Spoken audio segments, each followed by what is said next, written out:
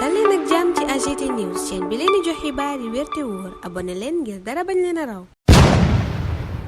AGT News. Bismillah daleen ak jàmm ci chaîne bi ngeen taamul seen bopp AGT News. mutinerie ba amoon démb ca kasob camp pénal bu Liberté 6 di xeex ba diggante ña ñu fa tëj ak ña leen di garde yéenekaay yu bari ca lañu xëy l'observateur xëyee wax nu la ko waral dëgg yéenekaay bi ne lépp ci ab fuuy la dooree maanaam ñu ñëw di seet néeg ba ñoom ñay garde waaye la ko waral journal bi nee na mooy guddik tabaski dañoo filmer chambre 8 googa dugal ko ci TikTok na ñu ñëwee di leen fuuye ñoom waa chambre 8 merloo leen waaye yéenekaay bi ne fekkoon na grâce présidentielle bi ñu def ci tabaski bi it naqari leen loola waral nag ñu fipp defantee garde yi coow la ne woon cour démb ca kaso ba ka jiite administration pénitentiaire nag di ñuy toppatoo wàllu kaso mi ngi doog a janoo crisam gu njëkk moom Aliou Ciss l'observateur a ngi dellu si ci jaar-jaaram ngir gën noo xamaleeg moom source a jamono jooja dinu xamal li waral mutinerie ba amoon démb ca camp pénal bu Liberté 6 journal ba ne administration pénitentiaire dafa bëggoon a fouiller chambre 8 ga nga xam ne dorog baa fa doon jaaba jonge gannaaw ba nu fa teggee njiital chambre ba ña ñu tëj ca booba lépp néeg di chambre 8 nag yéeni kaay bi ne danoo lànk ba tëdd ca naaj wa ñeneen ña ñu tëj ca yeneen i néeg itam ñëw di leen jàppale ci fippu ga dorog booba ne woon ca néeg booba nag yéene kaay bi ne ba tey moom la ñéppi laaj fu mu jóge ña ñu tëj foofa te nu fippu journal bi ne ñoo sàkku ci ministre de la justice mu daal di ñëw def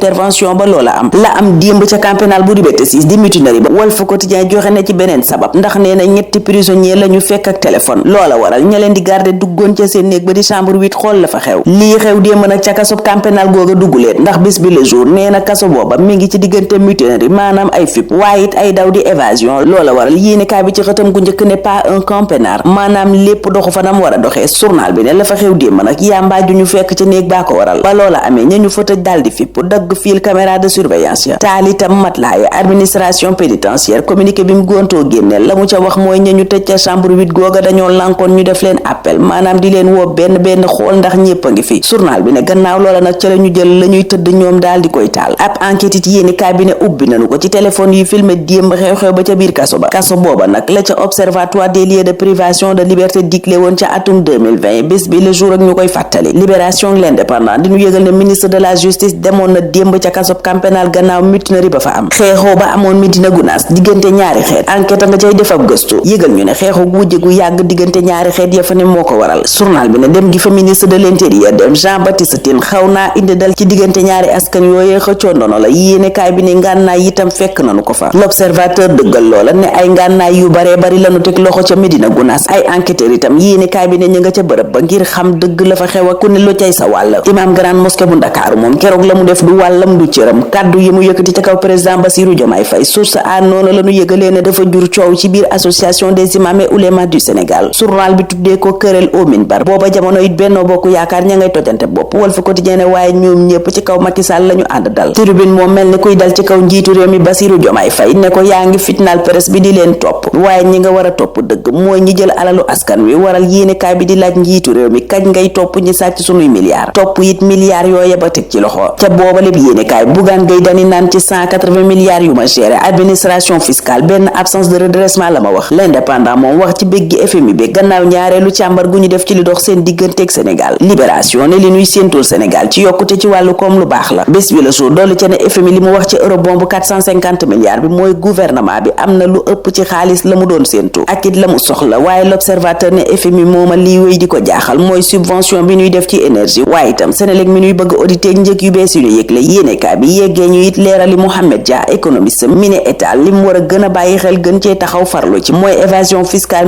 multinationale yi ndax exonération yemu teg gët la muy ñàkk ci évasion boobaa ko ëpp foofu ñu dellu siwaat ci libération mi ñuy yëgal ne oto yi présidentiel ne woon mes ne menteng gendarme yaa ngay wéy di leen nangu yéenekaay bi ne jëlagum nañ juróom fukki woto yoo xam ne ña ngi ko gaare ca Batrin waxtu woowa it yéenekaay bi yëgal ñu njuuj njaaj gunu gis ci liggéey yi amoon ci wàllu tali mbedd yu nu doon xàll te dénkoon ko DGP yu yéenekaay bi ne montage financier yu doy waar lañu ca def contrat ya ñu yokk ko milliards yenu ca def jéggi dayo journal bi ne li waral inspection générale d'état di IGE daal di jóg ngir càmbar moomale mbir teral quotidien booba jamono di càmbar tukki président Bassirou Diomaye Faye gu njëkk gi ca France tuddee ko visite décisive le mandat yi teggatam ci dem dem président Bassirou Diomaye Faye googa ca France muy tukkeem gu njëkk yéenekaay bi ne añ ba mu war a añandoog Macron nag la ñu gën a bàyyi xel ci tukkeem googa source a ne tukki googa njiitu réew mi aawam la ci taamu di première dame ngir ànd ak moom journal bi càmbar tànneef googa njiitu réew mi def di ànd ak Marie-Khone Faye ci génnam gu njëkk ci continent Afrique yéenekaay bi noppi ca loola wax ci alxamisub tey ji mën a doon gu mitti lool ci gësteteuse gambienne bii di Aïcha Fati yéenekaay bi ne liberté provisoire mooy géntam gi gën a mag gannaaw tuuma yu rëy yi homme d'affaires bi di Abdoulaye Thiam teg ci ndoddam te mu yóbbu woon leen ca kanam tribunal googa war a joxe àtteem tey Sénégal moom joxe na tànneefam ngir directeur régional OMS pour l'Afrique yéenekaay bi ne Sénégal gàddu na candidature docteur Ibrahima Socé Fall bu lay jaag jafe-jafe ya muy amee ca clubam ak équipe nationale booba jamono l'observateur ca lay wax stade moom wax ci Lamine Camara mi daanaka ñépp bëgg tey ca Europe journal bi laaj ana ban club la war a dem sunu lam booba jamono di ñu yëgal ne Gris Bordeaux ak Ama Baldé ñoom ñu ngay dox dem ci seen janoogu mujj yéenekaay bi ne dimanche bi ñu dëkkmal lay am lataa seen combat bu mag bi ñëppi xaar fanweeru juin fii la ñuy yem ñun ci yéenekaay yi alxamisub tey ji ñaar fukki fanweeru juin di leen ñaanal kendal ak jàmm dig daje ëllëg inshallah. AGT News.